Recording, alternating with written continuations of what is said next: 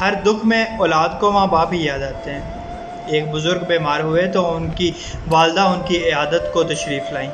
وہ بزرگ اپنی والدہ کی آمد کو سن کر حشاش بشاش ہو گئے، اٹھے اور والدہ کے سر کا اور پاؤں کا بوسہ لیا، اپنی حالت کا ادراک ان کو نہ ہونے دیا اور نہایت چستی کی حالت میں بیٹھ کر والدہ سے بات چیت کرتے رہے۔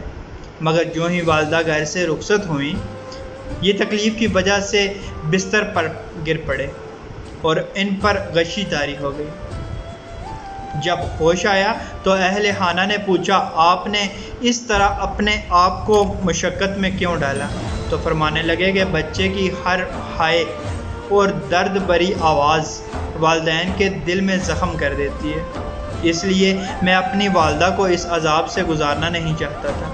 شاید آپ کے والدین نے آپ کی توقعات کو پورا نہ کیا ہو، مگر یقین کریں ان کے پاس جو بھی تھا انہوں نے وہ سب آپ پر لوٹا دیا۔ جب ہم زندگی کی رونقوں میں مشغول ہوتے ہیں تو بھلے والدین کو بھول جائیں، لیکن دکھ میں سب سے پہلے وہی یاد آتے ہیں۔ والدین کی قدر کرو، یہ وہ درخت ہے جو اکھڑ جائے تو پھر کبھی نہیں لگتا۔ ان کی خدمت کر کے دعاؤں کے پھل سمیٹ لو۔ ماں زندگی کی تاریک راہوں میں روشنی کا مینار ہے اور باپ ٹھوکروں سے بچانے والا مضبوط سہارا ہے۔ اللہ پاک آسانیاں حاصل اور تقسیم کرنے کی توفیق عطا فرمائے، آمین۔ جزاک اللہ۔